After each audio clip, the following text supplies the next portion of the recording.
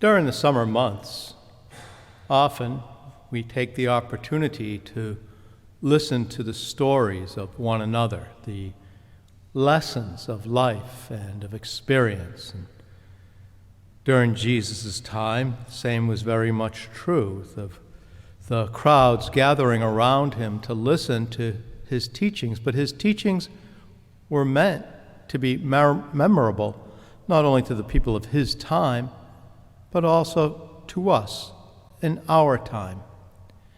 Especially during these days of the season of the pandemic and of seeking justice, we may not be able to gather as we usually do, but listening to the stories even at a distance, hopefully we are able to recognize and remember these lessons, these parables that Jesus uses.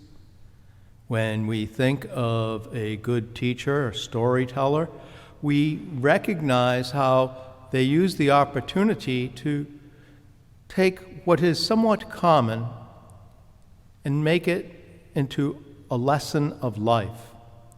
Jesus was a master teacher, and as he takes today's opportunity, it is using that of the farmer who has the workers go out into the field sowing good seed, but somebody was out to hurt him, and they come at night and spread the weeds into those fields. Now, if you know anything about gardening, you'd say, wait a minute, to allow weeds to grow with the wheat, with the fruit, with the good things, that doesn't make sense. That's not usually good agricultural lessons.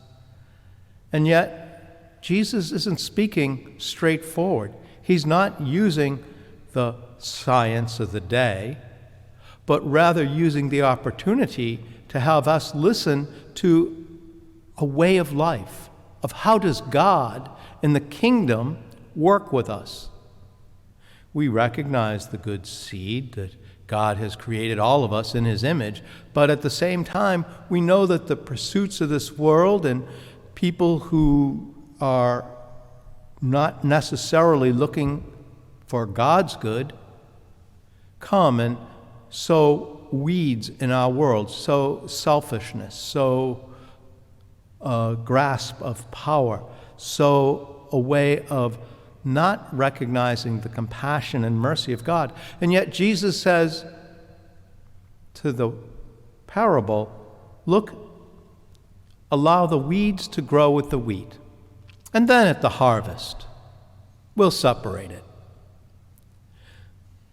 In our world today, how do we recognize God's compassion and mercy is truly at work?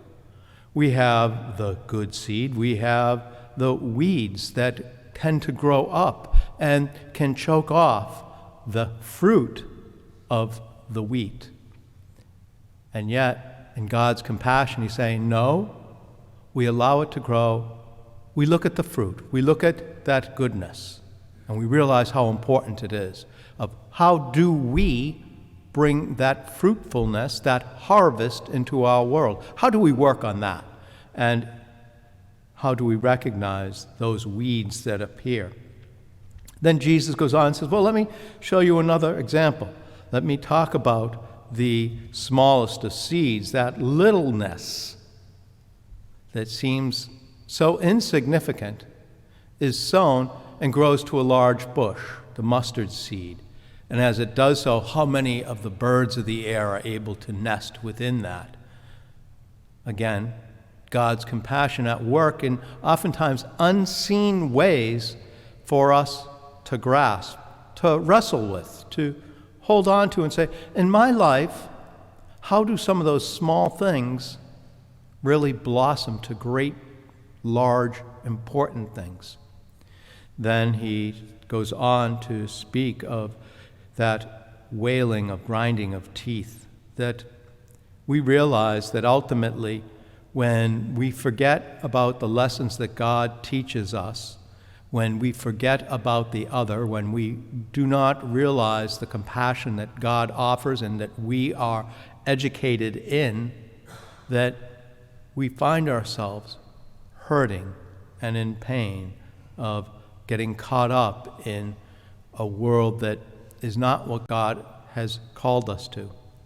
These summer months, different than probably all others, hopefully brings us the opportunity to listen to parable, to listen to God's teachings, and in those teachings to recognize how does that affect me today, in my life, at this moment. Learning from the past, looking in hope to the future, but realizing now I am called to listen, to learn, and to act. And in that action, looking at how many have gone before us.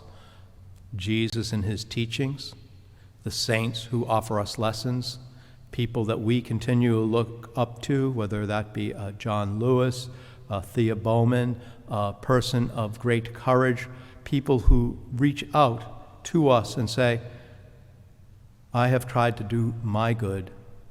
How about you?